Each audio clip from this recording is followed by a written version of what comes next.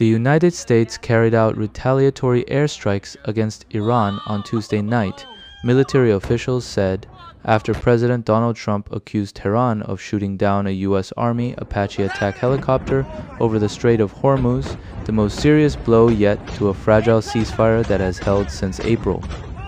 U.S. Central Command said the strikes began at 5 p.m. and were completed by about 9 p.m., describing them as a proportional response to what it called unjustified Iranian aggression. American forces struck Iranian air defense installations, ground control stations, and surveillance radar sites near the strategic waterway, according to CENTCOM. The escalation traces back to Monday evening, when an AH-64 Apache went down near the Strait of Hormuz.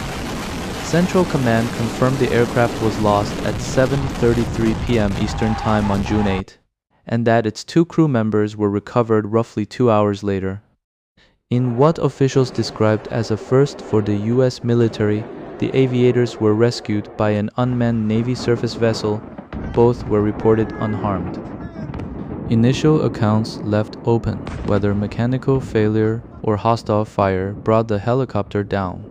Trump resolved that ambiguity in a post on his Truth Social platform, writing that the U.S. military had informed him Iran shot down the aircraft while it patrolled over the strait. He said the United States must, of necessity, respond to the attack. It is the first Apache known to have been lost in the conflict with Iran. Tehran responded defiantly.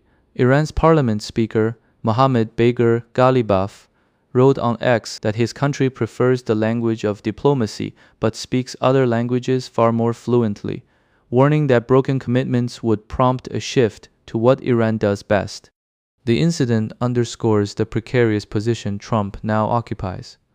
The war, which began when the US and Israel started striking Iran on Feb. 28, has rattled the global economy, pushed up energy prices, and made staples, including food, more expensive worldwide. The president has sought to negotiate an end to a conflict that carries low public support at home while preserving American military credibility abroad.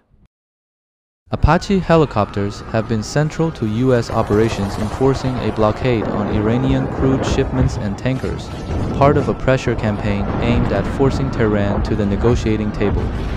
Even so, Trump expressed renewed optimism about a possible agreement, saying there was a good chance of signing a deal within days, though he offered no specifics. The status of the broader ceasefire, in place since April, remained unclear in the immediate aftermath of the strikes. This is a developing story.